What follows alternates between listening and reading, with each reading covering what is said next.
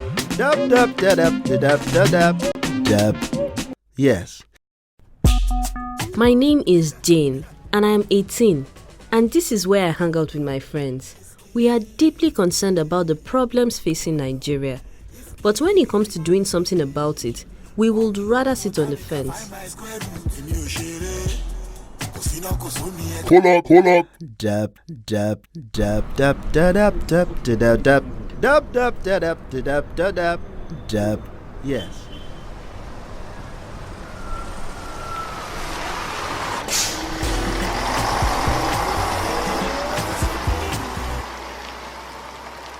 Dub dub dub dub da dub dub da dub dub dub dub da dub da dub da dub dub.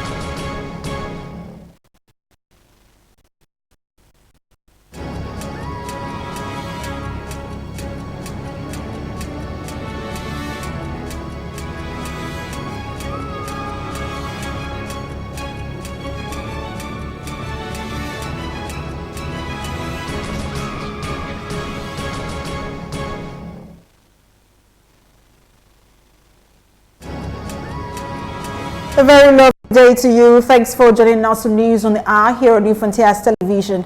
I am Precious Amayu. The acting president, Yemi Osinbajo, has today inaugurated the second board of the Nigerian Sovereign Investment Authority. The board, which has Jide Zietlin as its chairman, was inaugurated inside the Vice President's conference room at the Presidential Villa, Abuja. Osinbajo charged the chairman and other members of the board to see the appointment as calls to service, which will require total commitment and dedication of the highest standards.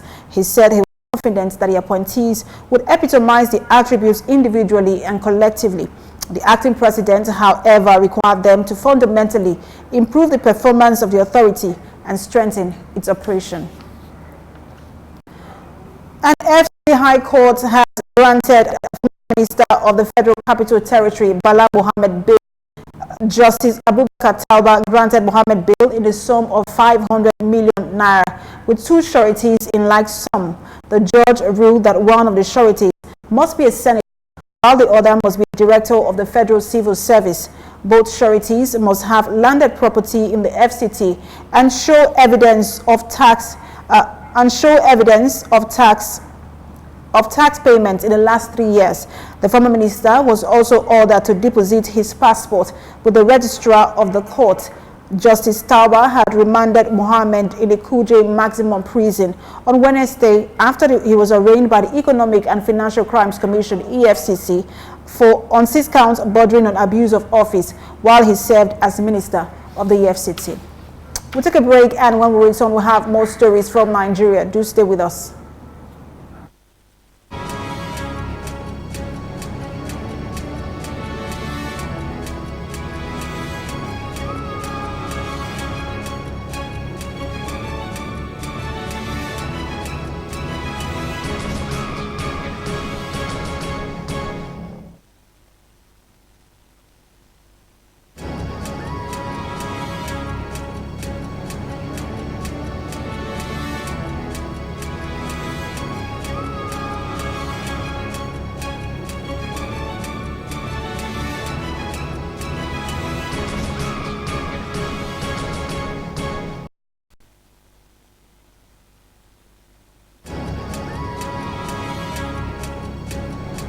Welcome back now. Thanks for staying with us. You're still watching News on the Hour here on New Frontiers Television.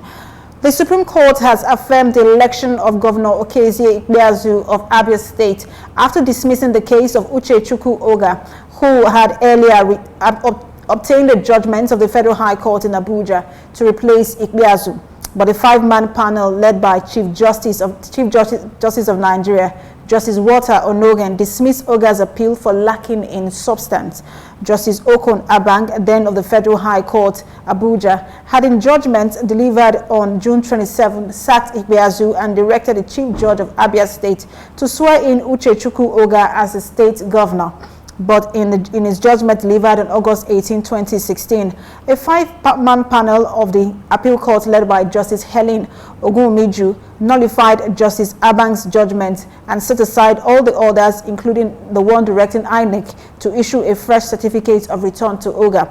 The Supreme Court, in its lead judgment prepared by Justice Datijo Mohammed but read by Justice Ejembi Eko, affirmed the substantial decision of the Court of Appeal today.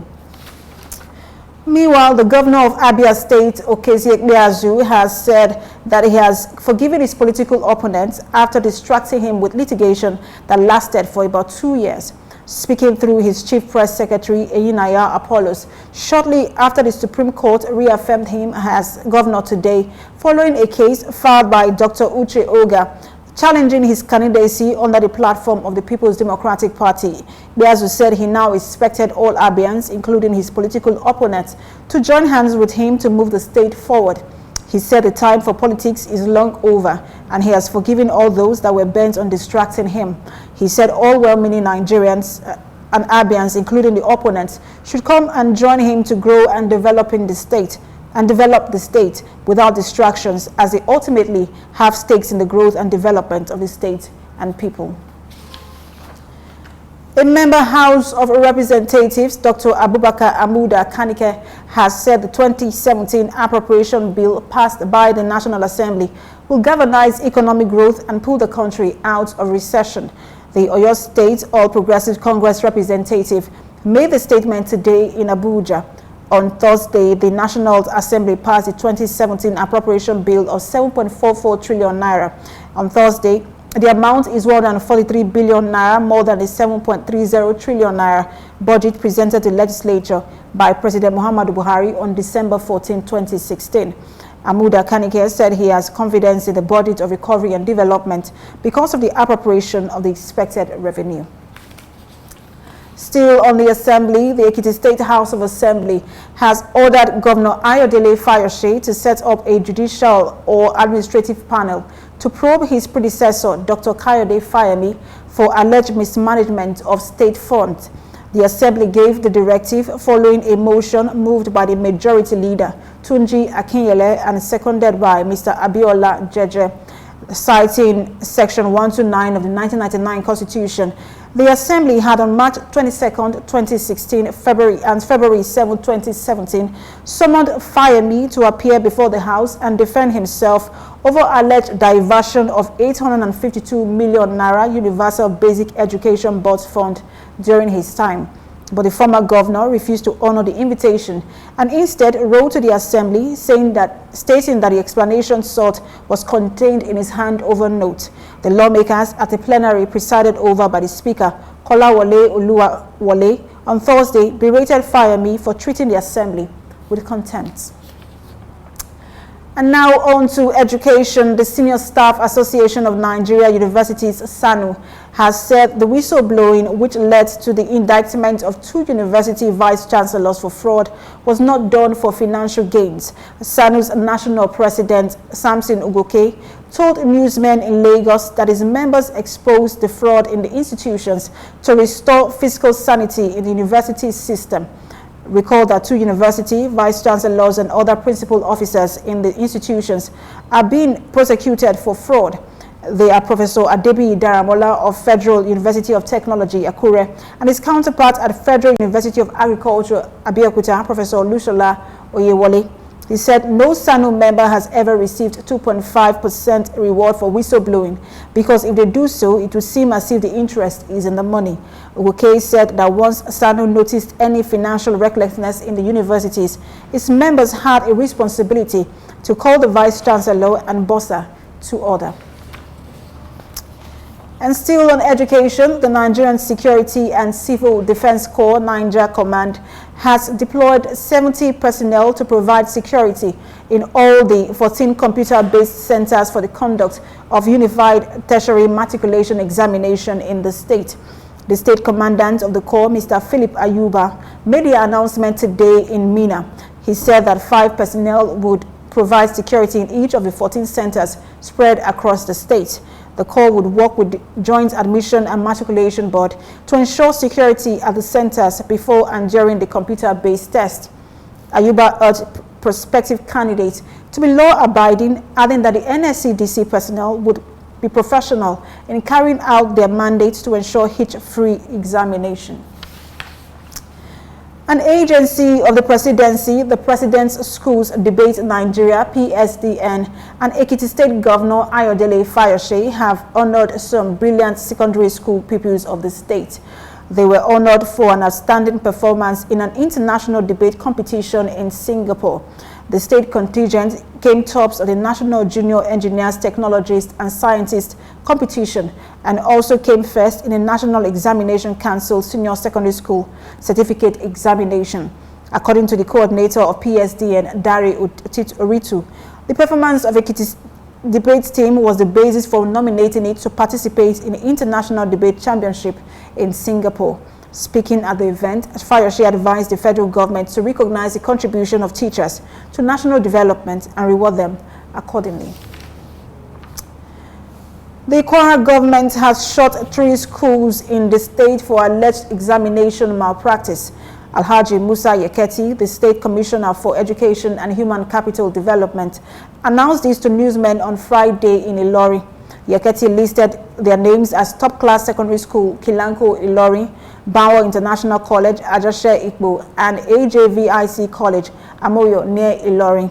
He explained that the schools were short because they registered external candidates for the West African examination without duly informing the ministry. He alleged that at one of the schools, the ministry discovered that while some candidates were already writing the essay part of a particular subject, others were still on the objectives.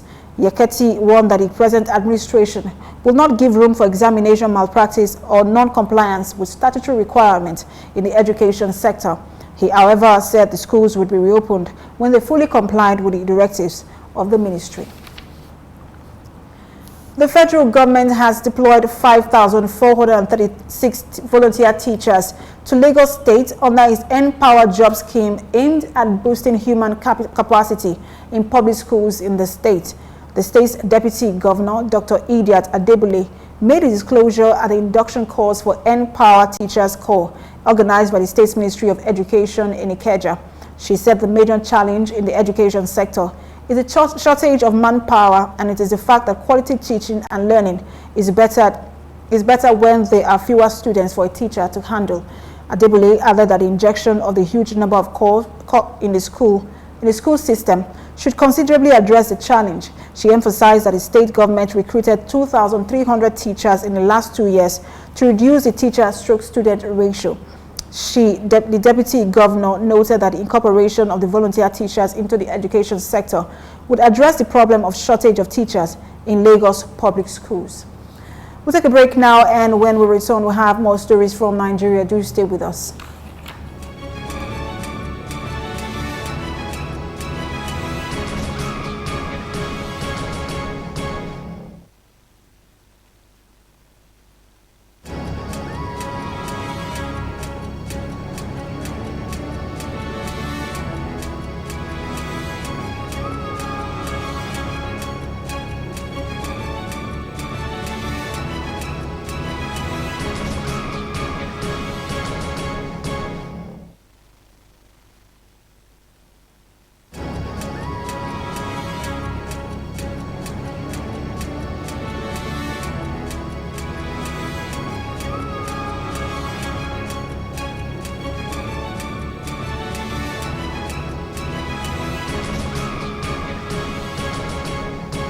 Thanks for staying with us. Nigeria was on Thursday appointed as the acting president to preside over the 81st plenary meeting of UN General Assembly at the UN headquarters. Nigeria's ambassador and permanent representative to the UN, Professor Tijani Bande, presided over the 193-member body. Bande's presidency at the plenary meeting happened just 9 days after he presented his credentials to the UN Secretary General, Antonio Guterres. Nigeria was appointed one of the 21 vice presidents of the General Assembly on June 13, 2016. On June 13, 2016, at the 71st session of the General Assembly, Bande presided over the General Assembly following the absence of the President of the Assembly, Peter Thompson, who was on official travel to the Central African Republic. Members of the Nigerian Labour Congress (NLC) in Nasarawa State have commenced an indefinite strike today following the state government's inability to meet their demands. The workers had earlier given the state government up till May 11 to meet their demands or face an industrial action. Mohammed Naibi, the State Secretary of Nigeria Labour Congress (NLC), said the strike became imperative after the expiration of the ultimatum given to the state government. Naibi, who expressed delight with the level of compliance with the strike, also said in the past 6 years, all the civil staff servants in the state had stagnated with no promotion and annual increment. Naibi, however, warned the workers to shun rumors and await directives from the union as it was ready to dialogue with government on the strike. Now on health, the federal government has said that some of the schoolgirls released by Boko Haram militants over the weekend would need surgery for various ailments. The Minister of Women Affairs and Social Development, Hajia Jumai Al-Hassan, who said this at a press conference in Abuja, stated that the girls were undergoing treatment that would take a few weeks to complete. No fewer than 276 schoolgirls were abducted over 3 years ago, while 82 were released after negotiations involving the Swiss government, the International Committee of the Red Cross, and the federal government on one side and a terror sect on the other side. 21 of the girls were released in October 2016, but had yet to be reunited with their parents. The minister said results of the medical tests so far conducted on the 82 Chibok girls who were kidnapped from the government secondary school Chibok, Borno State in April 2014 had shown that some of the youngsters needed to be operated upon. She stated that a medical screening being carried out on the girls and would be completed between 2 and 3 weeks. Still on health, human beings should know what to do in the moment of medical emergencies. The immediate treatment given in such cases is known as first aid treatment. Our reporter Adeola Adegoke has more details. First aid is the immediate treatment given to an injured person or someone that suddenly falls ill before the arrival of medical personnel. First aid treatment is mostly rendered in state of emergency. It involves careful application of accepted principles of treatment using facilities available to the first aider and within the short distance to the hospital. In cases of emergency and accidents, lots of people have taken up the responsibility of applying first aid. Majority of Nigerians do not have an idea what to do in cases of emergency. The use of the first aid kit. And I think part of the first aid kit, you have the pain reliever that you can make use of. It will be a drug, you understand. Then probably if the person has a wound, there is cotton that you can make use of. There is methylated spirits that you can also make use of. These are the things I think you can do into, at least to first of all school detention of the person's pain. That will be the first thing. People carelessly rush to lift accident victims, leading to outright death. The casualty have gone through trauma and a possible hit to some of their vital organs. Lifting them suddenly out of panic will only aggravate the injury and lead to outright death. The first aid I'm going to apply is bringing people out of the bus with immediate effect because the bus might get burnt, might catch fire, and after that, check people, because some people might not get injured physically, but internally they might have internal bleeding, we may not know. You start checking them, ask them if they have any funny feeling. Then those that are injured, look for water around. If there's no water, you just clean their wound and try to cover the wound with their clothes. Then from there, start calling people. People who are not trained and do not know how to offer first aid to accident casualties often attend to them, leading to the death of the casualties even before getting to the hospital. In the case of an accident, I would give CPR. I would give CPR to the parents, to the patients involved before the arrival of the ambulance.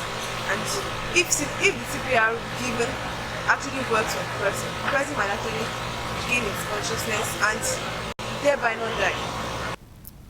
In a bid to forestall deaths in cases of emergency, Nigeria Red Cross is doing its best to ensure that an average Nigerian understands some basic first aid tips.